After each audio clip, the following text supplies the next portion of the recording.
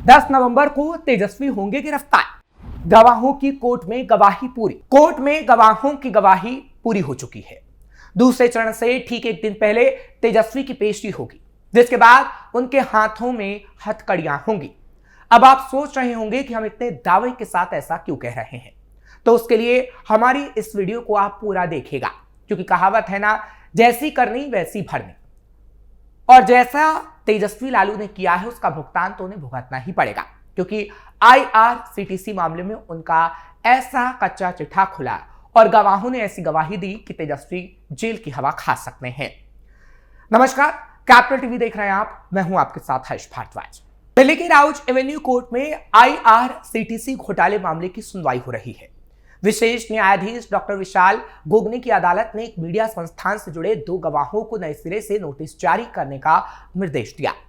सुनवाई के दौरान मीडिया संस्थान के प्रतिनिधि AR अब्राहम मैथ्यूज अदालत में मौजूद रहे। CBI की ओर से अदालत को बताया गया कि गवाह रेणु कुमार फिलहाल बेंगलुरु कार्यालय में तैनात हैं, जबकि दूसरे गवाह कुमार लक्ष्मीकांत अब मीडिया संस्थान में कार्यरत नहीं है।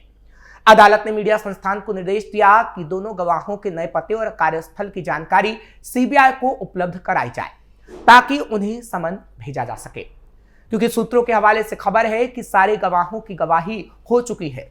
बस अब इन 2 गवाहों की गवाही बाकी है, और अगर इन्होंने तेजस्वी के खिलाफ गवाही दी तो तेजस्वी को जेल जाना पड़ सकता है। दरअसल पिछले दिनों दिल्ली के राउज एवेन्यू कोर्ट ने राजद सुप्रीमो लालू प्रसाद यादव और अन्य के खिलाफ IRCTC केस में आरोप तय करने की अनुमति दे दी। अब 10 नवंबर को तेजस्वी और उनके परिवार के खिलाफ बड़ा फैसला आ सकता है। लालू परिवार पर IRCTC के होटल बेचने और बदले में जमीन हासिल करने के आरोप है। कोर्ट ने सुनवाई के दौरान कहा कि मामले की जांच कर रही CBI ने आपके खिलाफ भ्रष्टाचार के आरोप लगाए हैं। कोर्ट ने CBI को कोड करते हुए कहा कि लालू की जानकारी में साजिश रची गई है। हालांकि आरोपी ने खुद को निर्दोष बताया।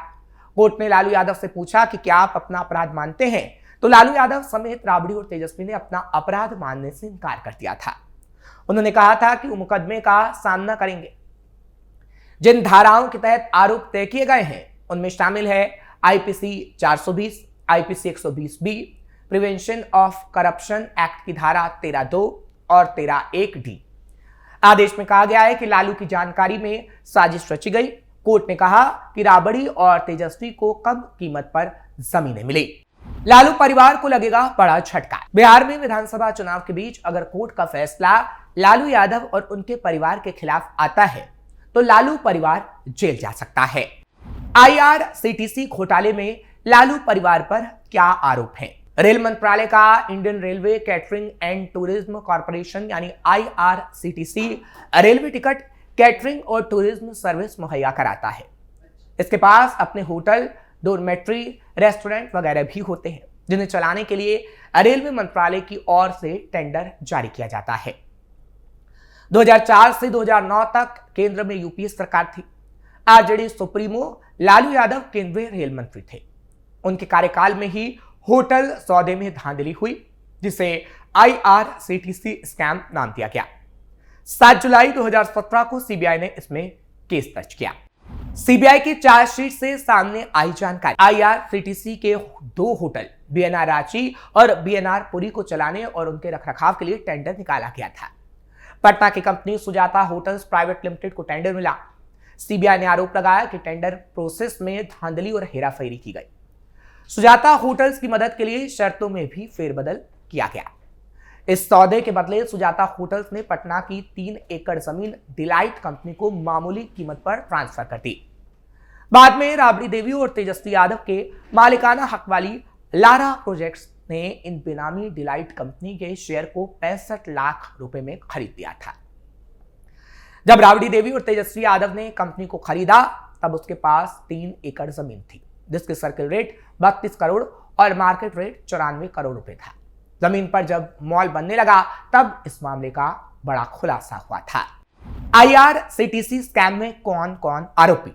लालू यादव पूर्व रेल मंत्री, राबड़ी देवी पूर्व CM, तेजस्वी यादव पूर्व deputy CM, Sujata hotels private limited, Sujata hotels के director, Lara project, delight company के तत्कालीन मैनेजिंग पीके गोयल, आईआरसीटीसी के पूर्व group general manager VK Asthana, Vinod Kumar कारोबारी, प्रेमचंद गुप्ता पूर्व केंद्रीय मंत्री, सरला गुप्ता प्रेमचंद गुप्ता की पत्नी। ये आरोपियों के नाम है, लेकिन अब आपको बताते हैं कि आरोपियों को 10 नवंबर को जब फैसला आएगा तो कितने साल की सजा हो सकती है। लालू परिवार को कितने साल की सजा? दिल्ली की राउज एवेन्यू कोर्ट के स्पेशल जज विशाल गोगने ने 13 अक्टूबर को लालू परिवार और अन्य आरोपियों पर अलग अलग धाराओं में आरोप तय किए। कोर्ट ने कहा, लालू यादव की जानकारी में आईआरसीटीसी टेंडर घोटाले की पूरी साजिश रची गई। टेंडर प्रोसेस में उनका दखल था, इसमें लालू परिवार को फायदा हुआ था। स्पेशल जज विशाल गोगने ने लालू यादव पर भ्रष्टाचार, धोखाधड़ी और साजिश करने का आईपीसी की धारा 120, 420 और प्रिवेंशन ऑफ करप्शन एक्ट 1988 की धारा 13(2) के तहत आरोप तय किए थे। वहीं राबड़ी देवी और तेजस्वी यादव पर आईपीसी 420 के तहत धोखाधड़ी और 120(b) के तहत साजिश करने का आरोप तय किया गया। पटना हाईकोर्ट के सीनियर एडवोकेट सर्वदेव सिंह कहते हैं, आरोप तय होने के बाद अब ट्रायल चल रहा है। लालू यादव परिवार इसे हाईकोर्ट में चैलेंज करेगा। कोर्ट में बहस होगी। कोर्ट से उन्हें राहत मिल सकती है या नहीं, ये तो वक्त ही बता पाएगा। सरदेव सिंह कहते हैं, लालू परिवार पर जिन धाराओं में आरोप तय हुए हैं, अगर वो कोर्ट में साबित हुए तो ज्यादा से ज्यादा उन्हें 7 साल की सजा हो सकती है। अगर आरोप साबित होते हैं तो सजा होगी। कोर्ट ने जिस धारा में आरोप तय किया है उसमें 7 साल की सजा है। अगर कोर्ट ने लालू राबड़ी और तेजस्वी को 2 साल से ज्यादा की सजा दी, तब सिनेरियो पूरी तरीके से बदल जाएगा। तेजस्वी सीएम नहीं बन पाएंगे। लालू राबड़ी की राजनीति पर तो कोई असर नहीं पड़ेगा, लेकिन तेजस्वी का राजनीतिक भविष्य खराब हो सकता है।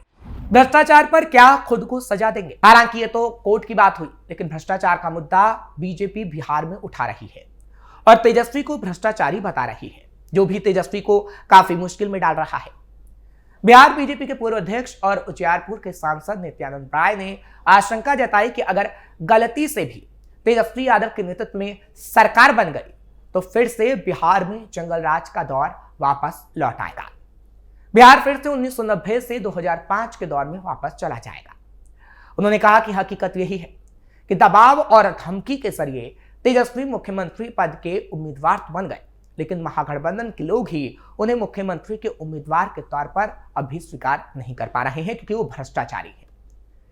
नित्यानंद राय ने कहा कि जो व्यक्ति भ्रष्टाचार का प्राय बन गया है और जिसने भ्रष्टाचार के आरोप में खुद को दोषी पाया है, बिहार इस एक व्यक्ति के कारण कई साल पीछे चला गया, जिसने अपार धन जमा किया और अपने परिवार के लिए साम्राज्य खड़ा कर दिया।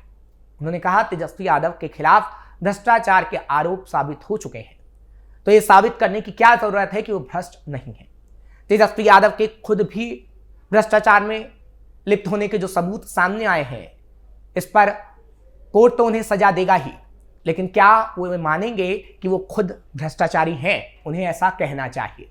नित्यानंद राय ने कहा कि 14 नवंबर को एक बार फिर से एनडीए की विजय पताका पूरे बिहार में फहराएगी और महागठबंधन की करारी शिकस्त तय है, क्योंकि जनता भ्रष्टाचारी को सीएम नहीं बनाएगी। फिलहाल आईआरसीटीसी मामला तेजस्वी के लिए सिरदर्द बना हुआ है।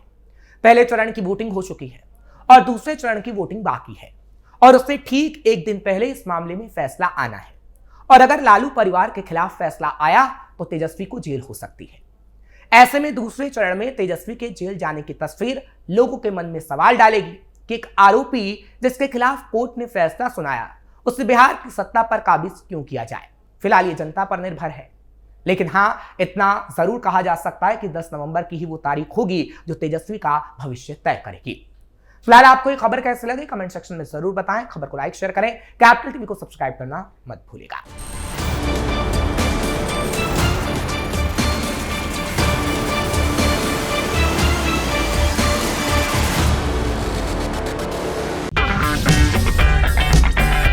अगर आपको हमारा वीडियो पसंद आया हो तो इसे लाइक करें, हमारे चैनल को सब्सक्राइब करें और हाँ, बेल आइकन दबाना ना भूलें ताकि आप तक हमारे वीडियो की नोटिफिकेशन पहुंचती रहे।